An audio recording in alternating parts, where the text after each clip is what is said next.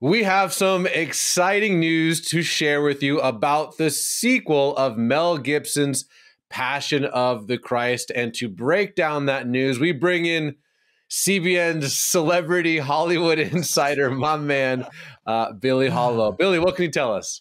Okay, this is getting more and more interesting because Mel Gibson is starting to speak out more about this. And there have been all sorts of murmurings. You know, last year we heard it might be two films, not one film. The resurrection of the Christ being the sequel. Before we even get into that, though, I think we have to address the fact the first film came out in 2004. Here we are 21 years later. Okay, like I was in college at the time when this movie came out. 21 years later, what took so long? And the big thing that Mel Gibson is saying is that it took him 8 years to even write this script, that he has spent a ton of time. It's not just this simple project that's going to pick up where the last one left off. There's a lot to consider in this. And so the biggest news that he seemed to confirm this week is that this very likely will be two movies. So you're talking about a trio of films total, not just one movie, that he's not really able to get it all into one more film. So that is a pretty big undertaking, honestly. Mm-hmm. So, Billy, obviously you have your finger on the pulse when it comes to Christian content in Hollywood. And now we could talk about The Chosen. We could talk about The King of Kings, the David Show on Amazon Prime. And now this. God is making a comeback, I guess you could say that, in entertainment. What do you think's going on? Yeah, it's interesting. I think what's going on right now, all the things we're seeing in churches, all the things we're seeing in campuses, all of this interest suddenly in the Bible. And we talked about this the other day, but the fact that, because of some of the lies in culture, people seeking the truth, there's that. And so it's causing, I think, more interest in these sorts of things. But beyond that, there has always been a faith audience, right? There are tens of millions of people who are evangelical in this country in particular. Then you have Catholics, you have all these people who want faith content. And Hollywood, even though Hollywood once provided that content, really stepped away from it, which is why The Passion, by the way, in 2004 was such an anomaly. There was almost no content like it. It was an independent project. Mel Gibson spent $30 million on it. It made almost $1 billion. It was the highest grossing rated R movie until last year. Okay. That's how much money it made. So the record just broke, which I know that's a strange record. The highest grossing rated R film. It? I'm forgetting which movie broke it, but it was a recent film last year.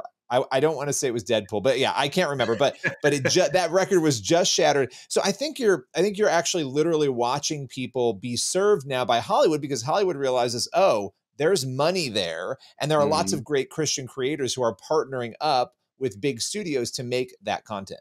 And I'm for my friend here, if you're watching, who might be a little bit skeptical of this whole thing, to me, one of my favorite parts about this whole thing is that this isn't just some sort of religious play. This really happened. That's my encouragement to you. You might be watching this and be like, oh my gosh, the resurrection of Jesus. I'm a skeptic. I quote unquote follow the science. And to me, what makes the most sense when you stack up all of the evidence and everything that happened is that, yes, Jesus of Nazareth really rose from the grave. And that, to me, is the most important fact in the history of this planet.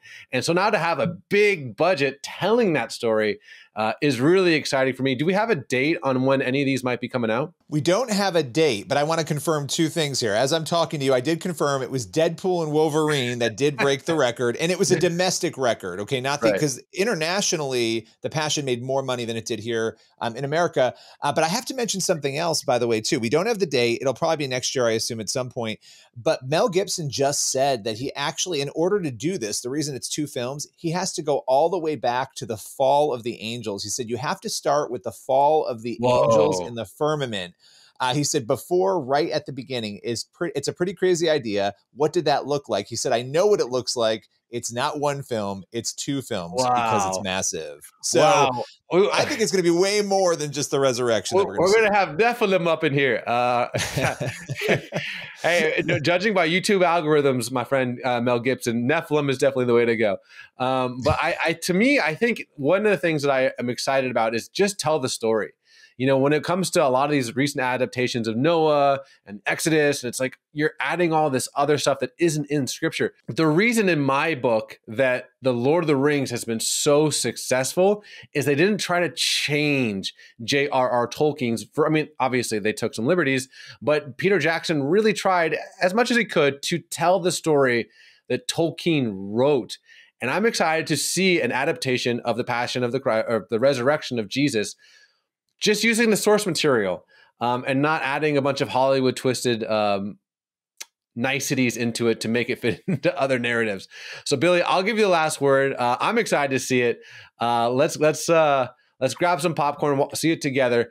But is there anything else that you want my friend here to know about these potentially 2 movies? Yeah, I think this is interesting because he paved the way, Mel Gibson, for a lot of what came in 2014 with God's Not Dead. And of course, these are very different films, the Bible series, all of these other things that happen in Hollywood. And it's been kind of a roller coaster. Now you have The Chosen, right?